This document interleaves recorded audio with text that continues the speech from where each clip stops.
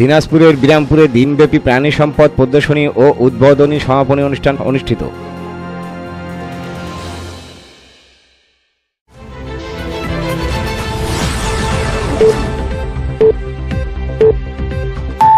আসসালামু আলাইকুম।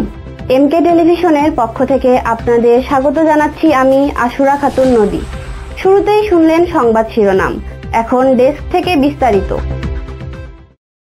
প্রাণী সম্পদে ভরব দেশ, গর্ব স্মার্ট বাংলাদেশ, এই প্রতিপাদ্যকে সামনে রেখে দিনাজপুরের বিরামপুরের উপজেলায় প্রাণী সম্পদ দপ্তর ও ভেটেরিনারি হাসপাতালের উদ্যোগে দিনব্যাপী প্রাণী সম্পদ প্রদর্শনী, উদ্বোধনী ও সমাপনী অনুষ্ঠান অনুষ্ঠিত হয়। 18 এপ্রিল প্রাণী সম্পদ ও ডেইরি উন্নয়ন প্রকল্প এলডিপি এবং প্রাণী সম্পদ মন্ত্রণালয়ের সহযোগিতায় বিরামপুর উপজেলা প্রাণী সম্পদ দপ্তর ও ভেটেরিনারি হাসপাতালের আয়োজনে বিরামপুর শেখ রাসেল মিনি স্টেডিয়াম মাঠে দিনব্যাপী এই প্রাণী সম্পদ প্রদর্শনী 2024 উদ্বোধনী ও সমাপনী অনুষ্ঠানে উপজেলা নির্বাহী অফিসার নজুহাত তাসনিম আওনের সভাপতিত্বে আলোচনা সভায় বক্তব্য রাখেন পৌর মেয়র অধ্যক্ষ আক্কাস আলী, উপজেলা সহকারী কমিশনার ভূমি মুরাদ হোসেন সহ আরো অনেকে। এর আগে স্বাগত বক্তব্য রাখেন উপজেলা প্রাণী সম্পদ কর্মকর্তা ডাক্তার বিপুল কুমার চক্রবর্তী।